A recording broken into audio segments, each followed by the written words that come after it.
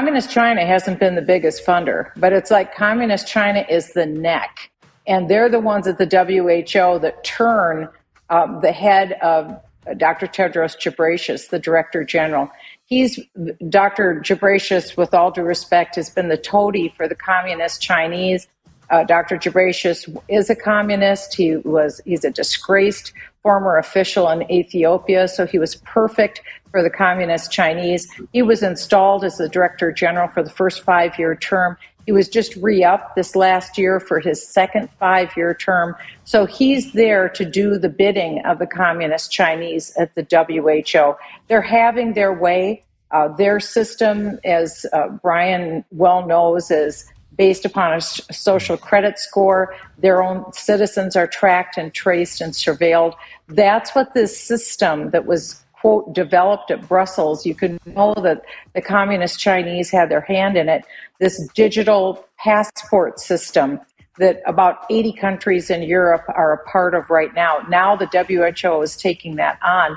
And that system, again, is all about data collection. The chief data collector of the world is Communist China. So this data will go back to Communist China, and they're the ones that will be calling the shots.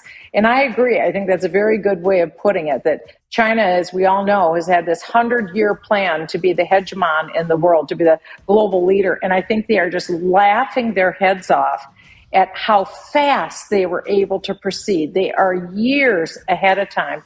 And it's because of the government that we have in America, both through prior administration and now through this administration. My speculation, my opinion, I don't have evidence, but it sure looks to me every department in the United States government looks as though it could be being run by the Communist Chinese. No one could get things this wrong so consistently. It's impossible. It defies the odds. So if you would think that you allowed your enemy to essentially bring you down to a point of complete ineffectiveness and then put you in a situation of taking over not only your nation, but then globally with the WHO, it's incredible to me that the United States of America would be the nation that would be at the tip of the spear pushing to empower the WHO after the tragic, disastrous decisions and recommendations they made for the last 3 years. You would never double down and reward the WHO. No. That's what's happening. It's weird. It's incredible. Amen. That's exactly where I opened this conversation. I must be American. Was American. I don't know. What did you say during the break, Susan? I said you knew it would be the CCP somewhere. She goes, it always is. It always is. And, anything that doesn't make sense, it has to be communism. And a couple things. You've mentioned the word empower a couple of times. How are they empowered to carry this out? Well, they're empowered by the fact that the United States is gifting to the World Health Organization, as are all other nations, the power to declare a public health emergency of international concern. If they get to call the shots of an emergency, then they automatically become empowered. That triggers a number of levers of power. So again, we wouldn't have seen these unconstitutional actions taking place in the United States.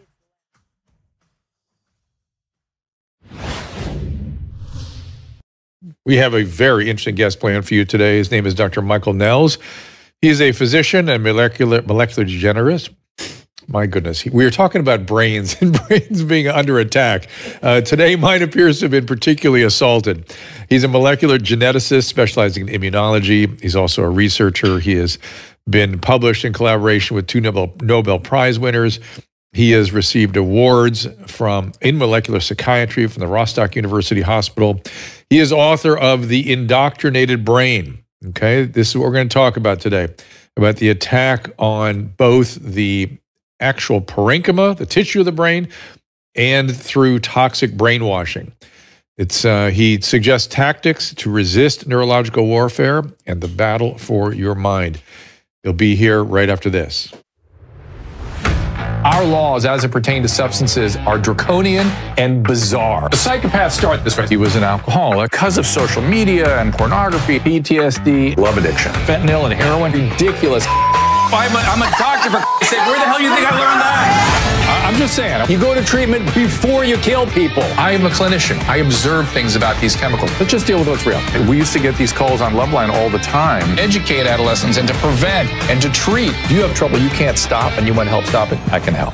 I got a lot to say. I got a lot more to say.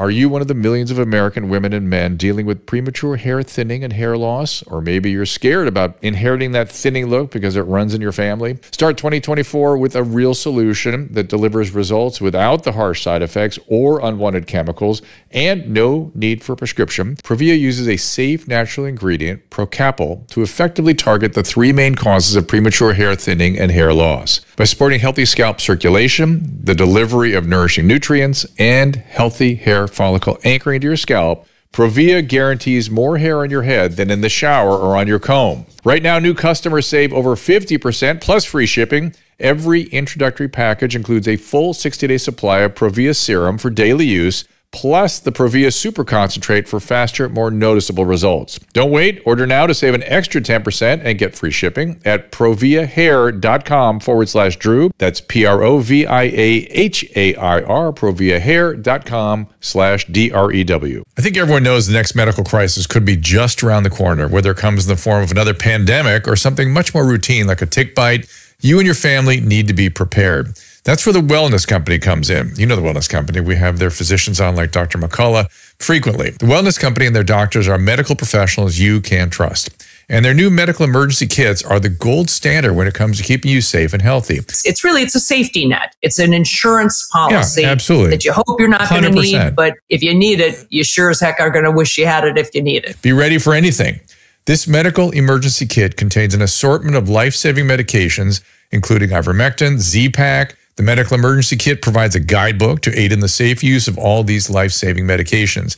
From anthrax to tick bites to COVID-19, the wellness company's medical emergency kit is exactly what you need to have on hand to be prepared. Rest assured, knowing that you have emergency antibiotics, antivirals, and antiparasitics on hand to help you and your family stay safe from whatever life throws at you next. Go to drdrew.com/TWC.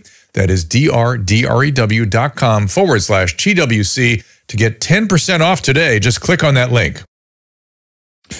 As I said, my guest is Dr. Michael Nehls. The book is The Indoctrinated Brain, How to Successfully Fend Off the Global Attack on Your Mind, on your mental freedom. It is out now. You can follow Dr. Nehls at Nehls, Nehls, MD on X, as well as Michael-Nehls, Nehls.com. And I've been rather preoccupied with this topic for a while. I have been thinking a lot about indoctrination and about brainwashing and propaganda. And it gets to the point where it's hard to know who to believe, right? There's a lot going on, and they're all vying for your attention and attempting to persuade you. And Dr. Nehls, in his book, makes the case there is something even more problematic going on. He calls neurological warfare. Please welcome Dr. Michael Nehls. Hey, hello, Drew. Welcome. And thank you very much for the invitation. I feel honored. Thank you. Yeah, it's our privilege. So, your background, you're a physician, you've done work in Alzheimer's disease, you're specialized in genetics and immunology or molecular genetics. What led you down this road? What was happening that got you to write this book? Well, there are many things. First of all, I was working very hard in the last 15 years on Alzheimer's disease, as you already mentioned, particularly what is the cause of the disease. And I discovered that not what is usually said, that age is actually the major cause of Alzheimer's. It's quite contrary. Age is actually quite good for us because we become more wise when we age, unless, of course, our autobiographical memory center, which is called the hippocampus, is not working right. And I know from my research now that Alzheimer's can be prevented by 100%.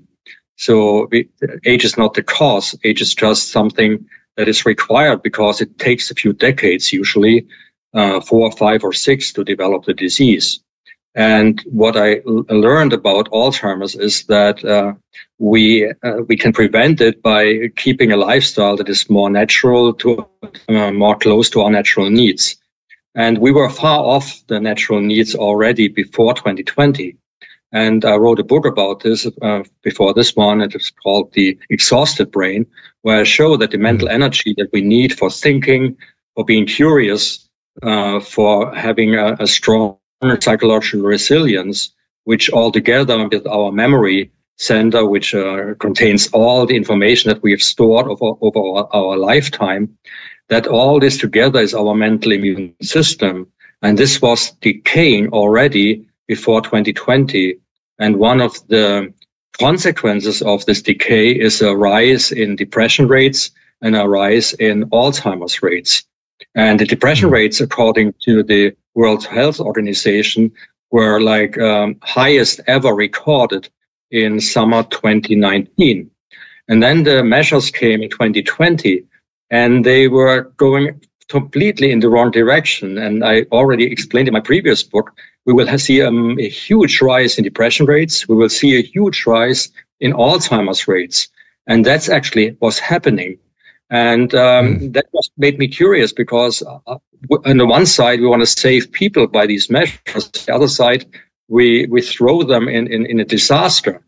And this is just the tip of an iceberg. I mean, depression rates and Alzheimer's are just the tip of an iceberg of a society whose brains are not functioning very well. And that's maybe even the reason why all these strange measures in 2020 were accepted. But then we were even more off the course 2020, which led us to accept even more strange measures like the injection program of the mRNA.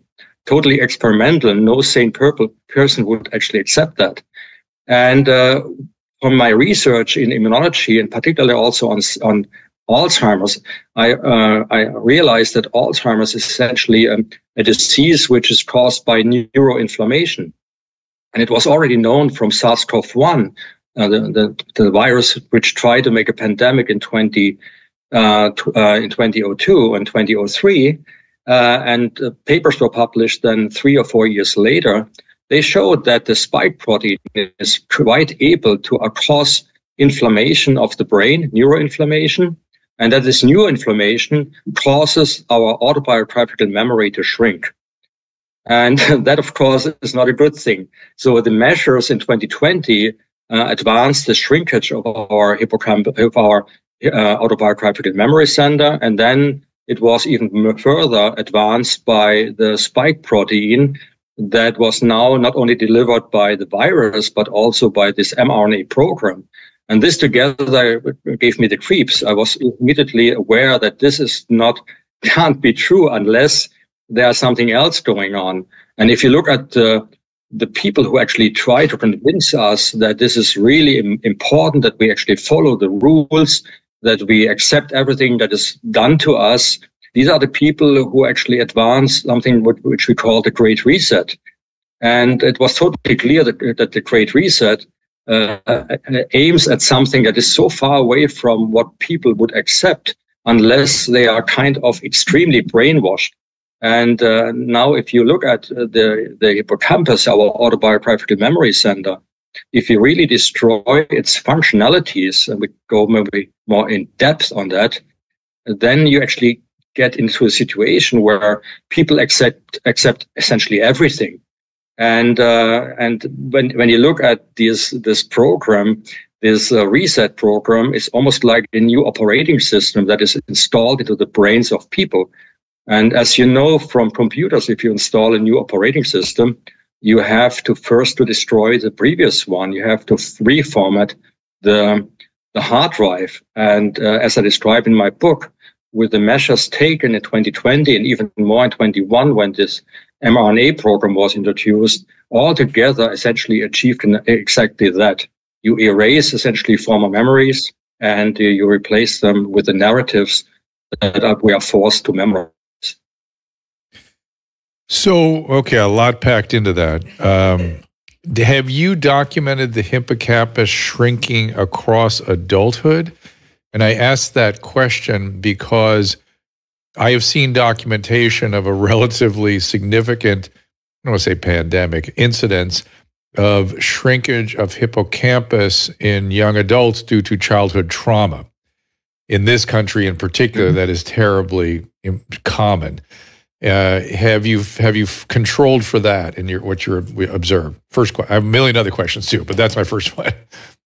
Yeah, sure. Now, first of all, there are lots of studies out, large studies out, where we have data of the hippocampus size over the lifetime of people or on different different lifetimes. The largest study was from the Biobank in England, where approximately 20,000 English people, the hippocampus was measured on different lifetimes. And we know that the hippocampus shrinkage rate is about 1.5% starting in adulthood. Of course, the shrinkage is absolutely unnormal, because if they call it normal, but it's unnatural.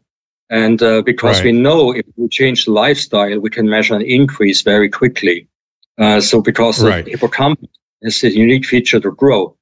What you are mentioning, of course, the shrinkage already in childhood, in early on, is what we call post-traumatic stress syndrome.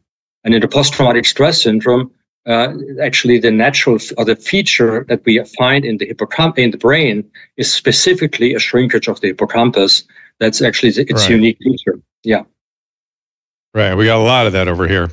And then you've mentioned lifestyle and inflammation. So I want to dig into that a little more. And then there's a corollary question to that, which I'll try to tag on at the end of this. So I'm guessing when you say inflammation, are you talking about microvascular inflammation and damage done that way?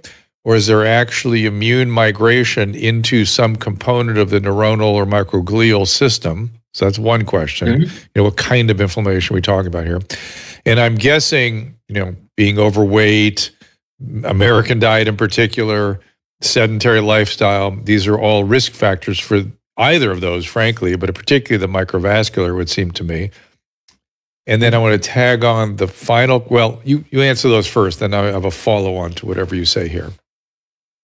Yeah, sure. So actually it's both, and it's very hard to differentiate between the two because inflammation is everywhere in a sense.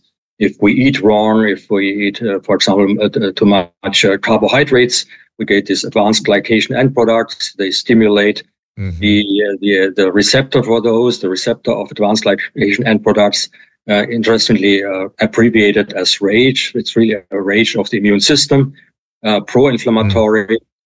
We have the inflammation in our vessels, which essentially cause arteriosclerosis, which is one form of dementia that could come out of this, which I call vascular dementia.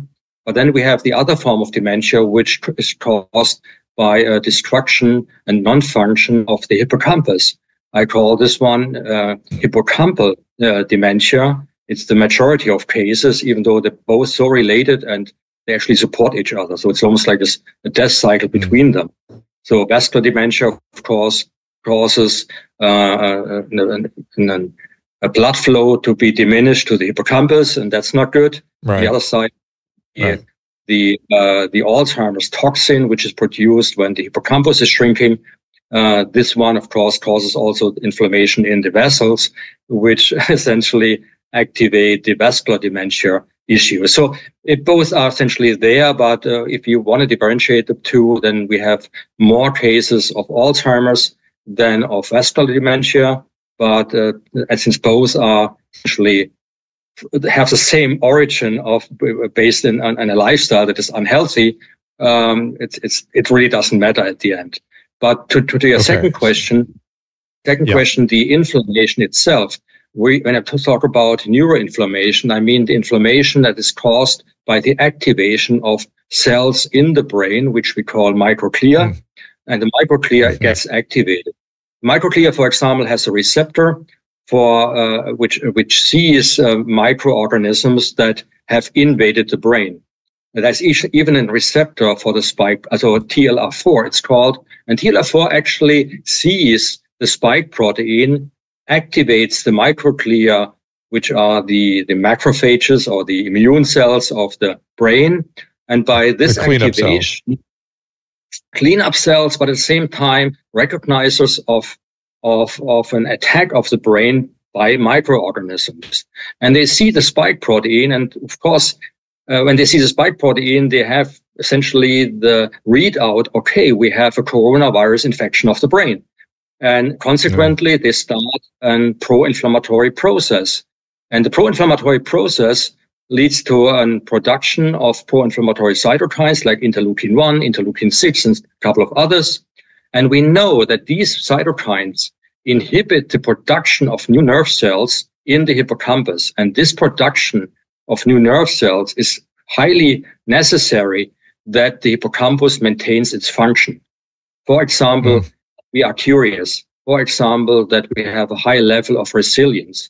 And I have even shown that this production of new nerve cells is required that we can actually remember our own thoughts. They are the mental energy required for deep thinking, for alternatives thinking, for thinking at all. So if you cut down the production of these nerve cells by creating neuroinflammation, then you not only have brain fog, which is one of the outcomes, which are now known as long COVID, post-COVID, or post-vac, which are all called spikopathy. But a spikopathy essentially is an activation of the microglia with the result that the hippocampus is harmed.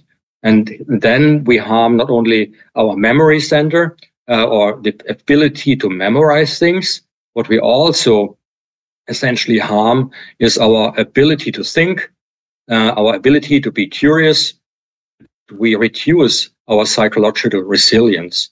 And we see the result. We see in 21, for example, there was an analysis from the German Alzheimer's Society, and they compared the numbers from 2018 to 2021 in the cases of new cases of Alzheimer's in Germany.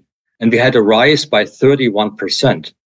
And this rise was not only, of course, that we have more cases in the age group 65 plus, which is natural, or not natural, but the normal time it takes for Alzheimer's to develop, because these measures and the spike protein are so harmful and causing the neuroinflammation, we have also an acceleration of the disease process. So the first time we had of these almost 430,000 new cases in 21 in Germany, 100,000 of those were below the age of 65, clearly showing that not age is the cause, but what was done to the population. Okay, so my follow-on question, we're going to talk after this question about prevention, but my following question is in terms of the reset. The people that are commonly associated with this reset do not look to me like people who are avoiding the hippocampal shrinkage for a variety of reasons. They're overweight, they're sedentary, they're not the picture of fitness. They're advocating for the vaccine. They've allegedly taken the boosters. They've had COVID. Who's going to do the reset if everybody has the shrunken hippocampus? Well, it's hard to tell who is actually behind everything that we are experiencing right now, and I'm not in the position actually to point out who really has the key in his hands, and really is essentially orchestrating what's going on worldwide, and that is orchestrated. It's obvious, never in the history of our planet were all countries kind of unified in their approach and without any questions asked. So, and we also know that the virus has been created, and we know that the mRNA has been introduced as a way to kind of vaccinate people. And even if it's totally clear that it doesn't work, it's continued with a great impact. So there is somebody behind it, but who it is, we don't know. We know who is actually advocating it, but if these are the real people or just the front people, we don't know. So in terms of prevention, I just wrote down I just jotted down things that I normally associate with a reduction of dementias and improved vascular health. Socialization. My people that work with dementias always say that's probably numero uno. It's, of course, the opposite of what we did during lockdowns. Sleep, important. Reduce carbohydrates, lose weight, exercise, avoid, these processed, God knows what is in our food. Am I getting at the basics here? Absolutely. In my former books, I had a formula, which is the formula against Alzheimer's disease. And in the same formula now is in the new book, and it applies to Alzheimer's, but essentially it's a formula against indoctrination. Because what this formula shows is what you need to do in what areas of your life you need to change something. Maybe not. It's individual. Some people already exercise, so it doesn't apply. Some people sleep already well. Some people have already a purpose in life. Some don't. So find one.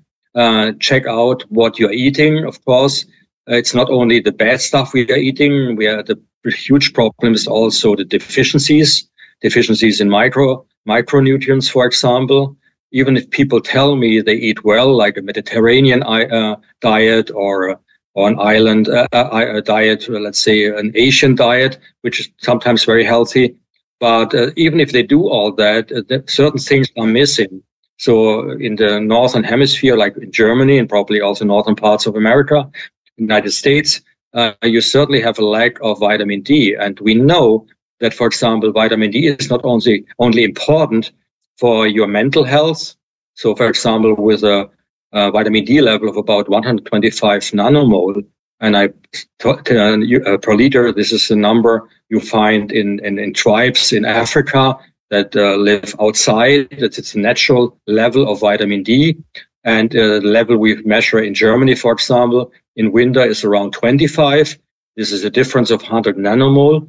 And there are studies out which show you have a 7% decrease of the likelihood of developing Alzheimer's by just raising the vitamin D level by 10 nanomole. So if you go from 25 to 125, which would be natural, then we get a 70% decrease in the likelihood of Alzheimer's. And funnily, or interestingly, the same level, 125 nanomole, it's published peer-reviewed in several papers. The likelihood of dying of COVID is essentially zero. Because it's not only our mental immune system requiring this micronutrient, also our physical immune system fighting microorganisms require it.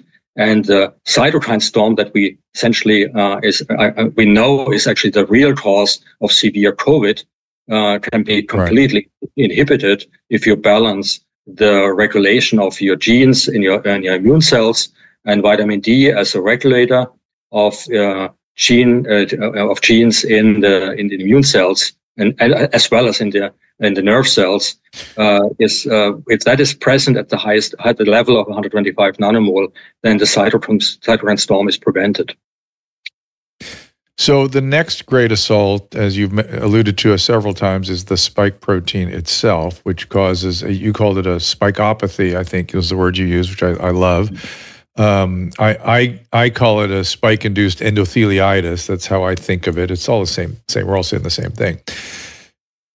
It's not surprising to me that the spike was the target of a rapidly created vaccine that had to be rolled out instantly when people thought that was going to save many, many lives. It makes sense at that point. What doesn't make sense, I understand that. What doesn't make sense is that there are other literally better whole virus vaccines out there like Covaxin, and the continued push to use this spike generating vaccine against Omicron, which is a nothing for the vast majority of the population. Other than sinister forces, what are they telling? What is the justification for that? There's no justification at all for me, from my point of view. First of all, the spike protein, we know the spike protein is very harmful. We already knew from SARS-CoV-1 that it actually harms. But Michael, attack what I said there, because you said not necessarily. When I said, they had to roll something out fast and the spike protein was an obvious target, and you said no, not necessarily. Yeah, no. And by the way, there's some evidence that they I'm going to say, as I've looked into this a lot these days, and there was some evidence they already had this underway where they were creating a coronavirus spike protein mRNA vaccine, and they just continued that work as opposed to going to the nucleocapsid or the whole virus or these other things they could have done. Exactly. And then once they were there, they wouldn't let go of it, which is the oddest thing in the world to me. But you keep going. I'm sorry. It's totally odd. First of all, why use the mRNA? Because to vaccinate somebody, the immune system quickly realizes there's something strange in the body which shouldn't be there, and it starts to attack it and evolves around it and is able to prevent further disease if a second infection comes along with the same virus or whatever it is. So you don't need mRNA, you just need the protein. First of all, and there was a suggestion even here in Germany, somebody produced enough protein. He said, in a week, we can produce enough protein to essentially vaccinate everybody in Germany. And he was actually attacked very heavily. So nobody wanted that. Then we know that the nucleocapsid gives a much better target essentially for immunization. We know this already from infected people, that if they have a high titer of nucleocapsid antibodies, they are much more secure for a second or infection. Third, the mRNA had to be packed, and it had to be packed by these lipid nanoparticles, which are inflammatory by themselves, but even worse, they were generated to cross the blood-brain barrier, actually to introduce chemicals against cancer, for example, into the brain. So now we have a stabilized mRNA that in a vehicle that actually packaged in a way that it can actually enter the brain. And I can tell you the spike protein has nothing to do in the brain. It's really dangerous. Then in addition to that, the spike protein itself was modified. There was a think tank that published already, it was essentially leaked, a document that they proposed to the DARPA in 2018. We have to make a coronavirus a bioweapon by introducing this purine cleavage site. Now, the point is, even if this has happened in Wuhan, which I think is clear enough by now, and this virus really escaped by accident, let's assume. And just by accident, they had already the vaccination pipeline going for this particular mRNA just by accident. Yeah, good luck. Yep. You know that I would love to be such a crystal ball in my hands. Would be very nice. But anyway, let's assume this happened all by accident. And then, of course, once you create this mRNA, you have a choice. You have a choice to remove the purine cleavage site. This choice you have, it's just actually a change of one letter in the alphabet of the DNA of the mRNA, and you can remove it. But they didn't do it. So here, purpose comes in. Here you can't deny that you actually did this on purpose. And if you on purpose introduce this cleavage site, you have to know, and I'm pretty sure they knew, the S1 subunit that is then created can actually go into the brain. It crosses the blood-brain barrier by itself. So even if the mRNA is not reaching the brain by packaging the mRNA in the lipid nanoparticles, if it just maybe is produced, let's say in your right hand or in your liver or wherever it reaches an organ, then of course the purine cleavage site will take care of the spike protein and release the S1 subunit. And this one is very stable. And can actually go into the brain. And here, that's why I like the term spikopathy better than actually yours, to be honest, because here it's not only about endothelial damage. The spike protein attaches usually endothelia on the ACE2 receptor, but it also has a receptor on the immune cells in the brain. And here it's not ACE2, it's TLR4. And TLR4 is essentially a receptor for pathogens. And it immediately reacts to it. It essentially sees the spike protein and believes now that the brain has been infected by coronavirus and it reacts to it. And it releases pro-inflammatory cytokines. So it's a different different reaction that we see only on the endothelia.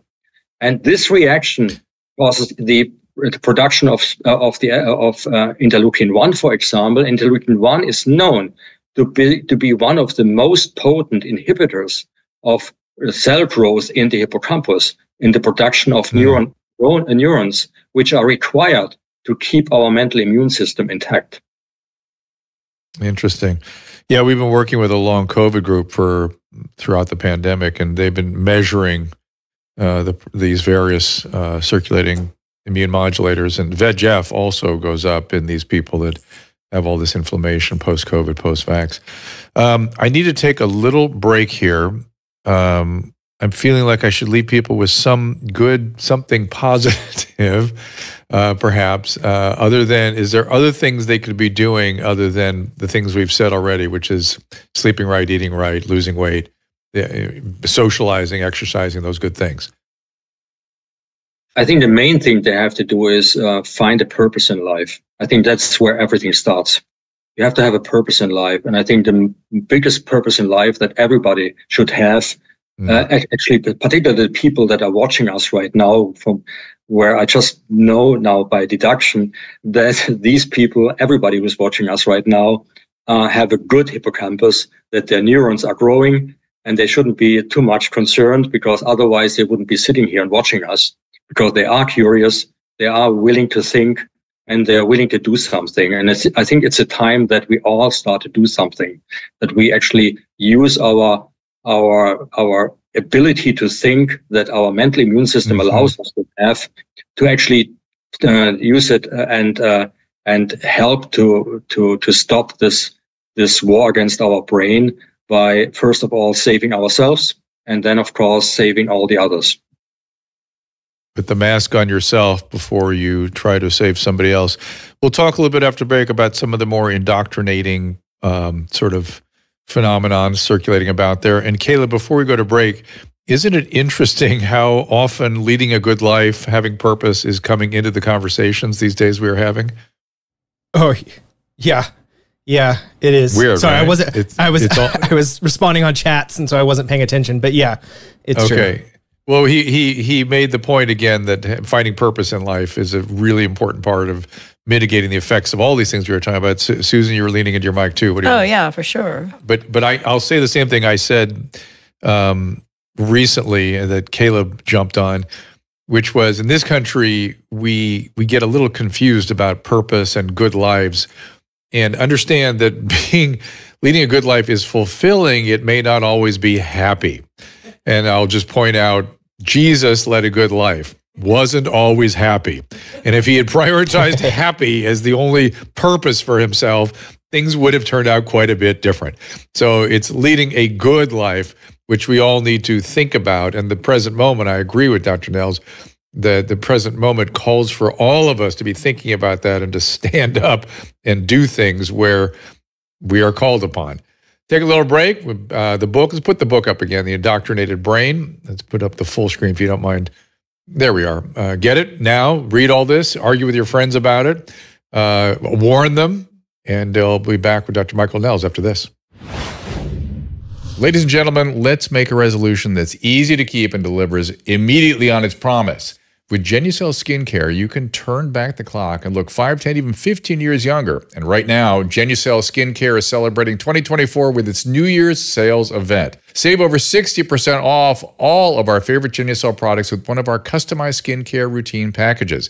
Say goodbye to those fine lines in the forehead and around your corner of your eyes, sagging jawline, dark marks, skin redness, even under-eye bags. Leave them in 2023. Genucel works for women and men. It's safe for all skin types and perfect for skin of any age. Plus, with its immediate effects, Genucel promises results that will make you smile. Guaranteed, or 100% of your money back. Start your new year look off right with one of our custom Genucel skincare bundles right now at genucel.com/Drew. Use our special code Drew at checkout for extra savings off your order today. And remember, every order placed is automatically upgraded to free shipping.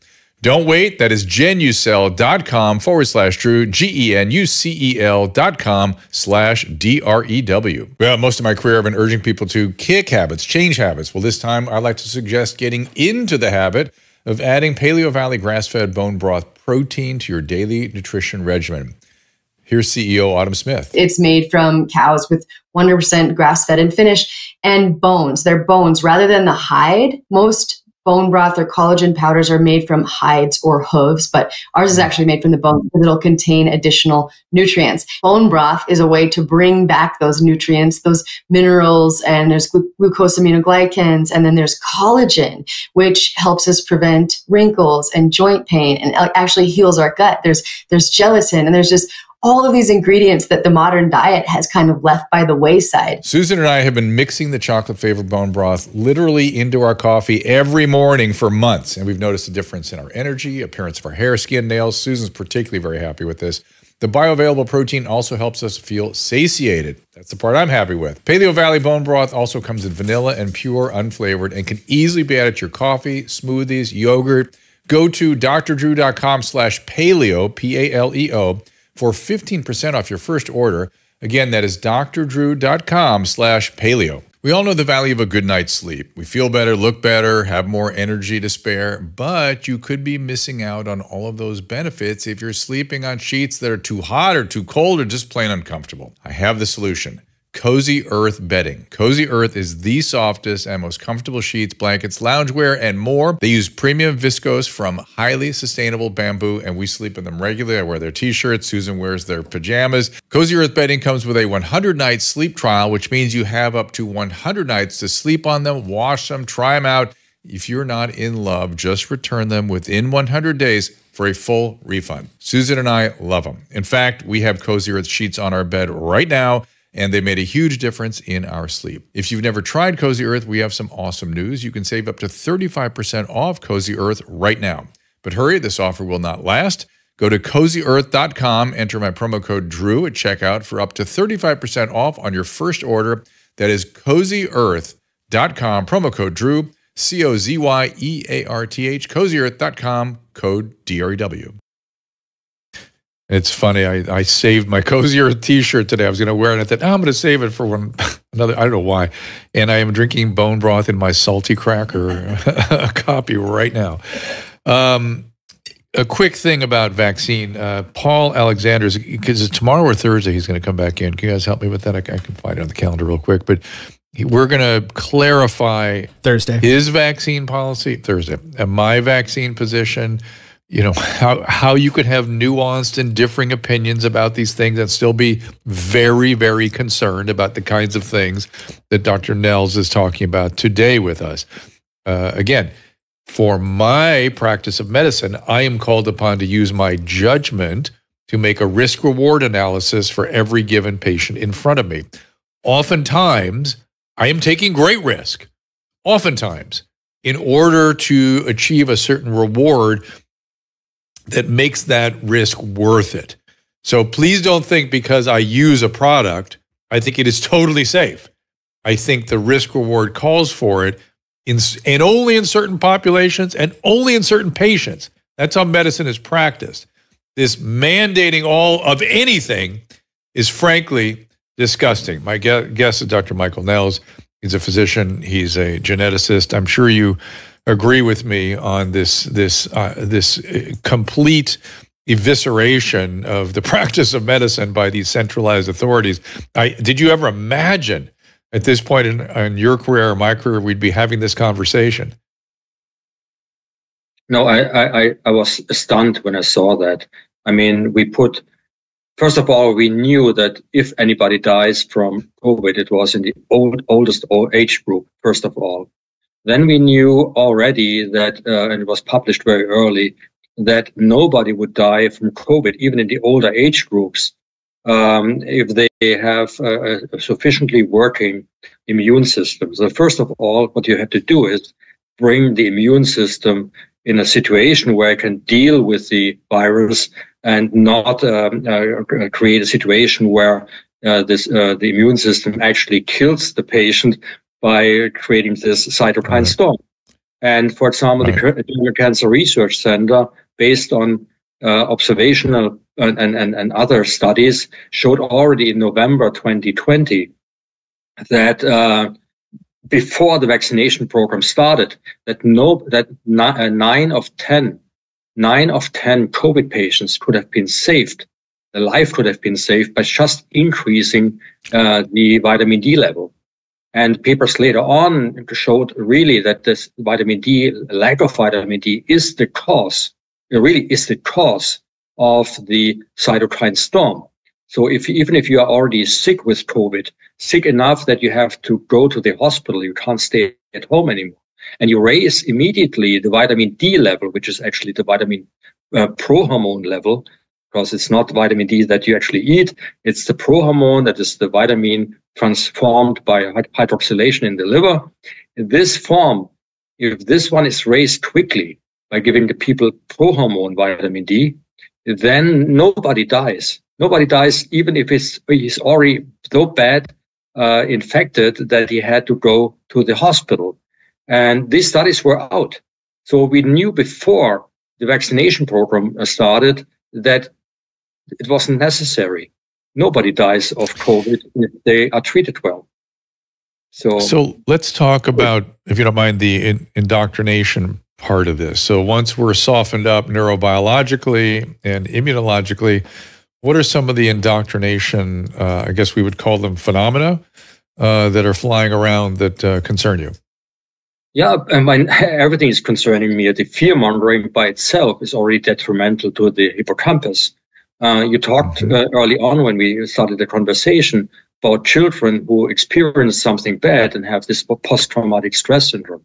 There was actually a paper published and sponsored by the Bill and Melinda Gates Foundation that something else exists as well. There's something which we call pre-traumatic stress syndrome. That means the trauma has not happened yet. We just imagine it. And that's sufficient to have the hippocampus shrinking. So if I could interrupt you, Michael, you mean something like saying shelter in place, and if you go out and play with your peers, you're going to kill your parents? You mean something like that? You mean that might be enough? Of course you're going to see depression in kids like that. It's intuitively obvious. The mechanism you're providing us, not surprising, but please continue. I'm sorry. Yeah, absolutely. Yeah, sure. Thank you.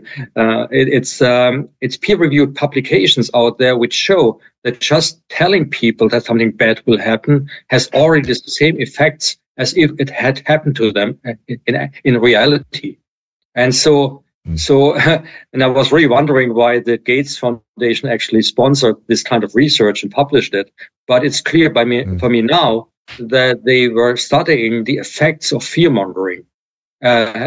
The effect on the hippocampus. So that's already bad. And then, of course, we have all these... That is already bad. It's already bad. Keep going, please. Yes. And then, of course, what happens now when the hippocampus is not able to produce new cells based on the fact that we are isolated, all the measures that have taken place 2020, the fear-mongering that continues in all areas, being it climate change, being it world war, maybe by fights over certain borders, which are currently ongoing on several places on the earth. And of course, the World Economic Forum, which talks about perma-pandemics. And so what is happening there? If you don't produce new cells in the hippocampus, which I call index neurons, because they memorize where and when we essentially had a thought, where and when in our lives we had an experience that we wanted to remember. And these neurons are required to recall this memory. And if these cells are not produced, then of course we cannot memorize new things unless you actually override pre-existing memories. And now if the spike, for example, the neuroinflammation causes the hippocampus stop producing new index neurons, and you at the same time you have this fear-mongering and the narratives pounding on your head essentially and force you to memorize all these things despite the fact that you actually have no memory capacity, then you override previous experiences.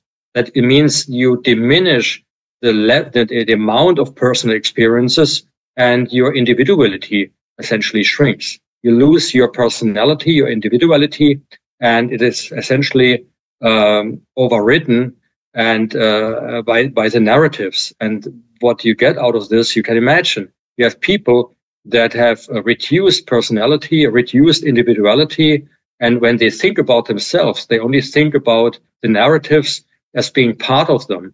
And I have encountered this even personally. I have family members who really believed everything that they were told, and there was no ability, no possibility for me to discuss anything with them, because the narrative had become already part of their personality. And so it's not a neutral discussion about any topics, about the science behind it or anything else. It is the very moment these narratives become part of their personality, everything changes. It's impossible, because when you discuss the narrative, then you essentially put their personality into question. And of course, that's what the people don't like. Interesting. It's the tribalism, the attack on the self, all these sorts of mechanisms. Do you have any specific recommendations in terms of resisting, other than the healthy brain piece of this? Are there things for people to be aware of, to recognize when they're being manipulated? I just feel like I've been thinking about this a lot lately, and I guess that's why I'm asking you the question very directly, which is that I never, I was trained like you as a scientist, so persuasion was not something on my mind. And when I thought about getting patients to comply with recommendations, it was really about just being clear, not being persuasive. But persuasion has suddenly become this incredibly powerful phenomenology that's afoot. And I'm blanking on the names of the name of the Yale professor that had the, oh gosh darn it, the very famous experiment where he got people to electrocute. He essentially got people to believe that they were electrocuting subjects because a authority figure told them to. Remember? Don't look at me. Was it Milgram? Milgram experiment. Thank you very much. He's looking at me. The Milgram experiment. Yeah. And I thought about that as sort of a weird anachronism, and we had outgrown all that, and we weren't subject to that anymore because we understood propaganda. Oh my God, was I wrong? It's never been more powerful. It's never been more pervasive. There's never been more hysteria. What do we do to protect ourselves? Well, first of all, not everybody was assaulted by this. We call this, there was a Nobel Prize in 2002 given to Daniel Kahneman in economics, actually, but he's a psychiatrist. And you know the story. I mean, he essentially discovered with others that we have two thinking systems. He called one system, System 1, which is the fast-acting system. I actually think it's not a thinking system. It's just reaction. It's unconscious. And it's a misnomer, in my opinion, maybe good for the book he published, which says title, Thinking Fast, Thinking Slow. But the thinking fast is not really thinking. The thinking slow is thinking, but it requires energy. The energy actually resides in these new cells that are produced. And so and we need this energy to think and to memorize our thoughts. So about 25% of the people on our globe didn't essentially accept what they were told. And this reminds me of an experiment that was done in the mid of the 20th century by Solomon Nash. He essentially tested people if they rather follow the mass or follow their common sense. And it was clear that there is a certain percentage, and it was actually the same percentage that refused the injection now. And I was wondering even if this is genetic or something else. But there are at least 20-25% which didn't accept what was going on. They were skeptical, and they realized there's something really going on wrong. And this is a large percentage. Now, when Solomon Nash did this experiment, he changed the setting of the experiment, and the group that actually said something wrong, and the one person which was tested and was asked to follow the wrong speaking mass or its own common sense. When the mass became smaller, just by one person, 1 out of 10, 1 out of 11, then the likelihood that this one person being tested follows his common sense increased dramatically. So it's very important, in my opinion, that the 24% that understand that there's something wrong going on, and many of them are watching us, hopefully, that these people have to stand up and tell the others we are also a greater mass. You are not alone. And so you can trust maybe us more than the others. You can trust your common sense. And I'm seeing that already in Germany, and it gives me a lot of hope. So we see already that the 3rd, 4th, or 5th injection is refused more and more. And there's a new majority coming along. Officially, of course, nobody talks about this majority, but I think we have a majority, meanwhile, already of people who understand that something is going astray, that we have to refuse it. And we see it here in Germany very well at the moment. And that's probably one of the reasons my book is now a bestseller for 5 months already in Germany, which I didn't expect when I wrote it, because at that time I thought I'm pretty much on my own. But this tells me that something is changing, and that the Nash experiment is essentially telling us that more people are waking up because they are aware that there's a group of people like us who tell them the truth, because they see the side effects of the vaccine, they see how people are suffering, and they see all the other things that are going on, and we have to keep up and tell them. And I think that's I think is the most important part. This is what I was talking about previously when we discussed that this is the purpose in life. It's not about happiness. It's not making me happy telling people what is going on, but it is a very important purpose in life, because it helps me to preserve, hopefully, the world in a way that it makes sense for my kids and my grandchildren to live and have the chance to pursue happiness. And I think that's important. And the Nash experiment, if I remember, it was just a line. You know, the group said this line was longer, and it was clearly not longer. Was it that experiment? Yeah, there were 3 lines, A, B, and C, and they had to compare it to a 4th line, let's say D. And D was exactly the length of B, but the group was instructed to say A is the correct answer. A is identical to D, even if it wasn't. And the 12th person was the actual person that was tested. And he heard the answers of the other 11 and said, well, it looks like B, but they all tell me it's A. So I have to make a decision now. Do I follow the group and say wrongly it's A, or do I follow my own common sense and say, okay, it's B. What does matter what the group is saying? And the line was obviously the same too. The other two were obviously not matching up. Obviously the same. Yeah. But if one of the 11 was also allowed to say B, then of course this one person that was tested was not alone anymore, and the likelihood increased from 20% to 40%. And this is where I see a lot of hope at the moment. Yes, you're giving me hope, actually, even just having that, just shouting that out, frankly.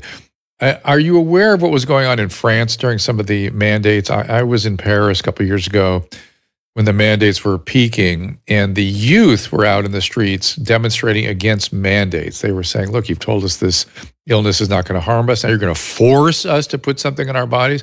This is not the founding principle of a republic built on liberty. This is the opposite of that. And I really admired that. And I'm going to let you vamp about this for a second. A, are you aware of that? B, are there other countries where that kind of thing is going on? And C, is it maybe the French are sort of sensitive to that kind of thing because of their history? I mean, they've had lots of mob misadventures. And so maybe they're less likely to go on with the mob because of their history. Well, it's hard to tell because the vaccination rates were in France were at the end at least as high as in Germany. And in Germany, they were about 75 to 80%. So the national experiment essentially, I think, was pretty much the same everywhere. If there were demonstrations, we had demonstrations in Germany too. But of course, not as many people went out as they should have. So I think the numbers of people refusing the vaccination were pretty much the same. But in Germany, they were not allowed. This is one of the reasons why I really push now that we are going on the streets, that we are fighting against that. And we see people now doing that. For example, there is now new laws in Germany regarding the fuel for the agricultural industry, that it will become more expensive, cutting down essentially the ability of many farmers to produce the goods for life.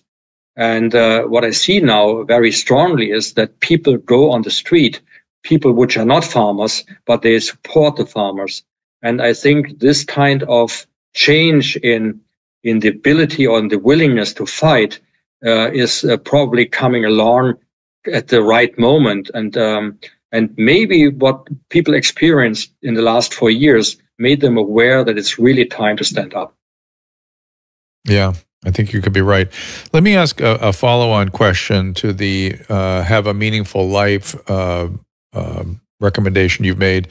Do you feel like some sort of spiritual component is important to that? Have we lost track of that? I mean, humans seem to need something in that zone, and things not so good fill in if they don't have that, but I'll let you speak to it. Well, I'm not an expert in these areas, but I would support your notion here. We need to have more spirituality. From my personal perspective, spirituality is meaning being more together, one with nature. Nature is very important. We are part of nature, and we lost this connection. We lost this connection in medicine very heavily. So if people, for example, have a deficiency in vitamin D, and they develop essentially a depression out of this, then they go to the doctor, and the doctor says, well, depression, I have a prescription here for you. But practically speaking, the lack of vitamin D is the problem. And vitamin D is necessary. It's part of our nature. We are not outside of nature. And I think this is something that is really weird. We believe that humans dominate nature and are not really part of nature. But we are natural beings, and we have natural necessities which come out of which are defined by our evolution. And if we ignore these necessities, we get sick. We might not get sick immediately, as my wife usually tells. It doesn't kill you immediately, but it doesn't mean that it has not long-term effects. And if the long-term effect, for example, is that we get Alzheimer's, then the short-term effect is that we are not as efficient in our thinking, even if we are young, and we make the wrong decisions. And one of the wrong decisions is really that we don't think we are part of nature anymore, and that we don't have natural needs. And I think this is the biggest problem. And being more close to nature, seeing the spirituality in nature, maybe brings us closer to nature and accept that we have to nourish our mind, our body with the good stuff. And then, of course, our hippocampus will be very happy. It will grow. And if the hippocampus is happy, we all will be happy. We will be more creative. We will be more curious. We will be more outgoing. We will be more social. And we realize that everything that we do locally will have effects all over the world. Isn't it interesting that sunlight is what gives us our 1,25-dihydroxy active vitamin D molecule, and that's out in the world. And you know, the way I think about it is we've lost track of our embeddedness. It's like we've disintegrated so many things. You know, we've thought only about the brain, but of course the brain is, historically, certainly in the 1990s, we were just busy with the brain. Well, the brain is embedded in a body, in an autonomic and a peripheral nervous system. And the body's embedded in a environment and a family and a community. And that is embedded in a historical context, in a larger social context, and it's all embedded in the world, quite literally, which is the natural world. And so we've sort of compartmentalized all these things, and I think every step of the way it's to our detriment. Yeah, absolutely, you're completely right. I can only underwrite or subscribe what you're saying. We have to go back to nature. We have to accept we are part of nature with all facets. Yeah, family life. I mean, we lost the contact to our families. We are, for example, we are aging. We could age up to the age of 120. The oldest woman was alive ever was 122 years old. It is known that every girl that is born right now has the possibility, 50% chance to reach the age of 100 years. What my research shows that even at the age of 100, we can still be curious, we can still learn, and the hippocampus can still grow, meaning we don't get Alzheimer's, but we become more wise. And this is the ability that we have because we have a purpose in life, and and the purpose in life of old people essentially is to give their wisdom to the children and to the grandchildren. And this is completely lost in our modern society. We believe Google, but we don't believe our grandparents. The life experience that they have is so important. And if we're not interested in their life experience, then their purpose in life is essentially lost. And that is one of the causes of Alzheimer's and depression. So it's a vicious cycle, and we have to change that. We have to go back to family, and we have to believe that family is important. We have to understand that because it is natural to be in a family and not just on our own all the time. And divide and conquer, I guess, is what we are experiencing right now. We are conquered because we are divided. If you look at history, it's every time ideology takes over. Ideology is not natural. It's some abstraction that humans come to and decide that's the new natural, and it never turns out well for human beings. I want to go back quickly to some biology for a second. You know, a lot has been made, and you made the case today about the lipid nanoparticles and the mRNA itself, and of course there's concerns about DNA contamination. But I have to say, I've been using the RSV vaccine for patients, and I have not seen a single side effect. Of course, it's in patients that are at high risk and for whom RSV could be devastating, and I'm willing to take that risk. But I really, it makes me, that clinical experience makes me think, man, that spike protein is so much the problem, because I've seen lots of vaccine reactions, lots. And nothing like that from the RSV. Of course, I'm not vaccinating young people, nor would I, by the way. I don't vaccinate young people. I don't recommend that. But I've seen other people who have vaccinated young people, and I see what happens to them. It's not great.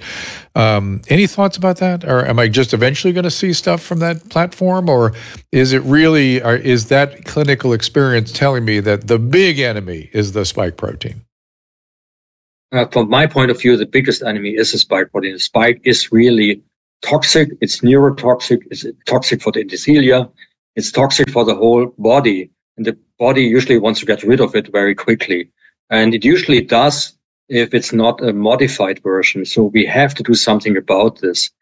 I actually support, and you find it on my website, I just wrote a large article about one possibility to stop and the neuroinflammatory process activated by the spike protein, and that is by giving people low-dose lithium.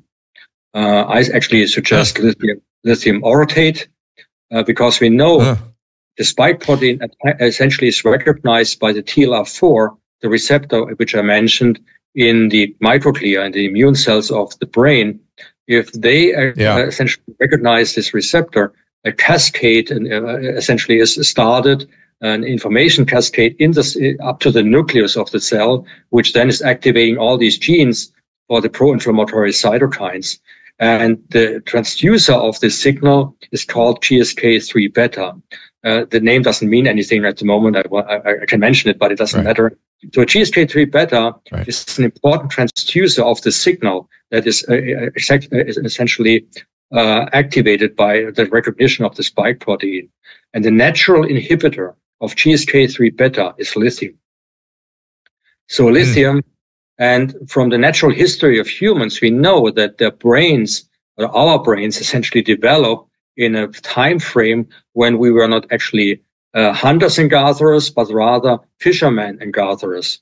And I actually published a book about this. It's called the Algae Oil Revolution, because I recommend algae oil as a source of omega-3 fatty acids, which are needed for the brain and actually needed for the hippocampus, specifically at high doses. So anyway, in this time, we were essentially forced by a drought caused by an ice age, which was lasting over 70,000 years, that we had to live at the ocean. And the fish from the ocean has 100 times higher concentration of lithium than fish from freshwater, because freshwater has a low amount of lithium in it. So anyway, this way we were used to get 1 to 2 milligrams of lithium a day. Lithium at this dose is an essential trace element, according to the World Health Organization, for rats and goats. And I know, for example, fruit flies live 30% longer if they get a little amount of lithium. So it's essential for every animal that we know of, except for humans, ridiculously. But we know it would buffer the effect of the spike protein.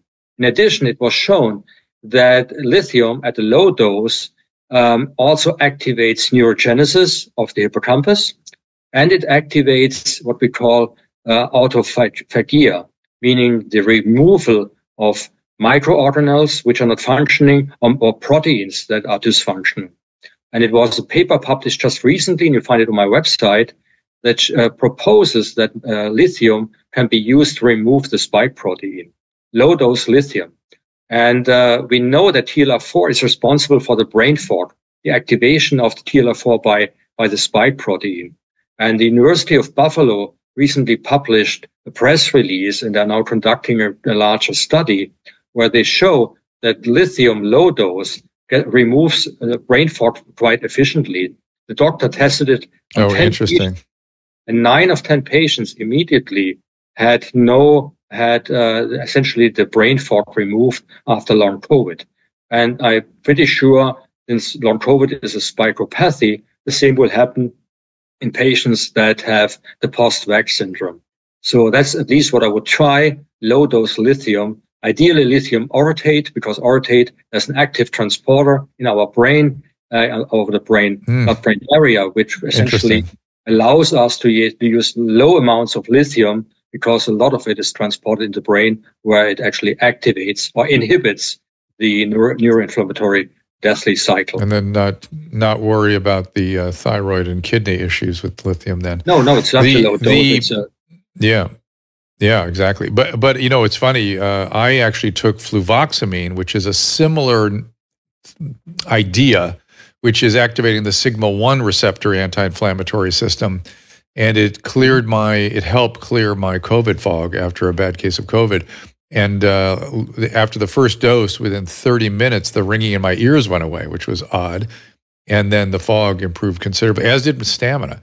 So again, the inflammatory system in the brain is a key target for the post-vax and the post-COVID. And probably, you know, if we're smart, acute COVID as well, which is kind of odd that we let the acute COVID have its way with us. You know what I mean? Like, if we want to worry about how the COVID itself is affecting the brain, it's during the acute COVID, I think we have most trouble. Actually, this is already published, what you're saying. I actually proposed in 2021, I wrote a book, it's called The Corona Syndrome. It was only published in German so far, German language. But there I proposed lithium as an antidote against acute COVID already. And it's already known in my paper, Unified Theory of Alzheimer's Disease, which you might want to put up. Here I show in my paper that low-dose lithium is actually effective in essentially stopping the progression of Alzheimer's, because it stops neuroinflammation and it activates the neurogenesis as the main reason why you actually are able to stop the Alzheimer's process. But now, is that something where you get a supplement over the counter, or you have to get prescribed the lithium? It's not accepted as an essential trace element, which has some problems with it, because it is essential. I make the case actually in my paper that is on my website. But since it's not accepted, interestingly, in America you get it over the counter. In Germany, you actually need a prescription by a physician. And you need a pharmaceutical, you need essentially what is called, where you get the drugs. Where do you get the prescription? The prescription. When you go to somebody, a pharmacy, you go to the, and you have to get. Are you recommending people go out and get lithium now if they have any concerns? Absolutely. I take it myself. I take lithium. What do you take? What exactly do you take? Like, what's the dose? What's the form? I take about 1 milligram. The essential dose, and you will find it in my paper, the essential dose of lithium is 1 milligram, the effective dose of lithium. As a lithium orotate. Lithium orotate. Say it again, lithium or orotate. Orotate, yeah. And orotate is also important. It's something that the brain needs to produce nucleotides, which is essential for the production of new cells in the brain. So neurogenesis actually requires also orotate. So the combination of both is actually ideal. And of course, the 1 milligram refers to the lithium in the orotate. You need like 25 milligrams of the complex because the orotate is heavier than the lithium. That is for me, is the essential dose. And I take a 5 times higher dose. I recommend at the moment to get rid of the brain fog. But once you get rid of it, you can reduce it again to the essential dose. And the essential dose is what I take every day since years. We have a lot of vaccine-injured people that stop by and listen to this stuff, so maybe there's something they could try. Certainly talk to your doctor about that if there's any question. Doctor, what's that, Susan? You yelled out without having your mic on. Get the book. Is it in the book? Well, it's on the website. That's what he said, right? It's in the website, but do get the book too, so you can. The website is Michael-Nehls, Nehls. Follow him on Twitter as well, X, Nehls MD. The book is The Indoctrinated Brain: How to Successfully Fend Off the Global Attack on Your Mental Freedom. Put it up there, Caleb. Let's get one more look at it before we kind of wrap things up here. It's a whole interesting new avenue for us to pay attention to. Dr. Nehls attempts to answer a lot of questions that are flying around out there. Is there anything we have left out, Michael, before we wrap this up? I think we have left out a lot of things that people can now find in the book. Fortunately. Perfect. But I think what this book really is you are a physician, I'm a physician, and we both know that therapy can only work. Sometimes it works accidentally, maybe, but it really only works if we have the right diagnosis. And I'm pretty sure this book gives us the right diagnosis of what was happening and what is going to happen, most likely. And so I truly believe that it also offers the right therapy and to heal our society. And I'm pretty sure if we really take up the task, we will be better off than even before COVID ever happened. Oh, yeah, it has certainly exposed a lot of things to us that were underway, and I feel like pre-COVID, we're naive to a lot of things that we are not so much naive to anymore, regardless who you are out there listening to this conversation and what your opinions are. I guarantee you, whatever your opinion is, whatever you've concluded, you still have a different feeling about how you were before COVID as opposed to now. Dr. Michael Nehls, I really appreciate you spending time with us. I know you're in a different time zone and whatnot, so I'm going to let you go. And is other than the Nehls MD on X and your website and the book, is there any place else you'd like people to find you? I have a Substack too, but you will find it over my website, so it would not be a problem. Perfect. Thank you, sir. Stay in touch. Thank you. Thank you very much. And there we go. Interesting stuff, right? Another new, interesting. I'm thinking about that lithium orotate. Yeah, that's very interesting.